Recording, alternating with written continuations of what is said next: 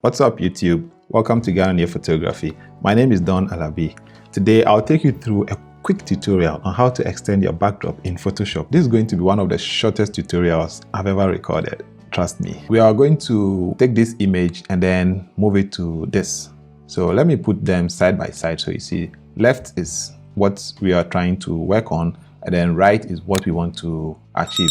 So without wasting much time, let's just export this to Photoshop. I have a tutorial on this topic, how to move from Capture One to Photoshop and back to Capture One. So I'll include the link in the description so you can check it out once you're done watching this video. So everything here is set. Let me just edit.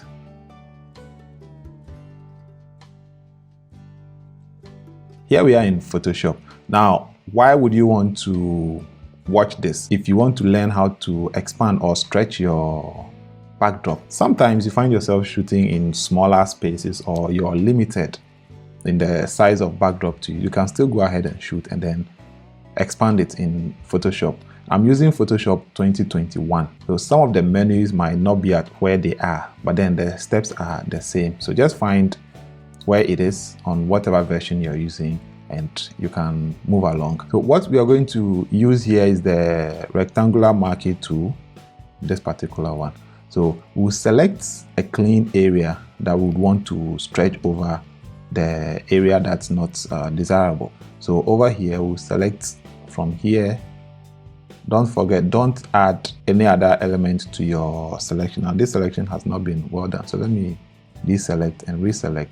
So from top to bottom, because I want to stretch everything here. So whatever is within this rectangle is what will be stretched along. So once we've done the selection, let's go to edit and then free transform. So you see the edges change. So we grab this side and then pull it here. Now there is something here.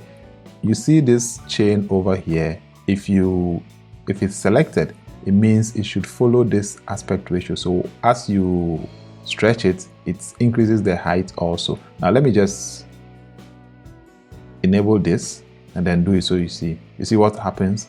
The top here changes. Now it increases as you increase the size. That's not what we want. So you make sure you disable this lock here, which means you don't want the aspect ratio to be locked. So with that, we just stretch. So this is before and then this is where we are now. So we do the same thing over here. We select the rectangular marquee tool, pick the area we want, and then we go to edit, free transform, grab this and then stretch it over. That's it. Now we are okay with that. Command D to deselect. We want to clean this side and then stretch it over. So the same thing, we select.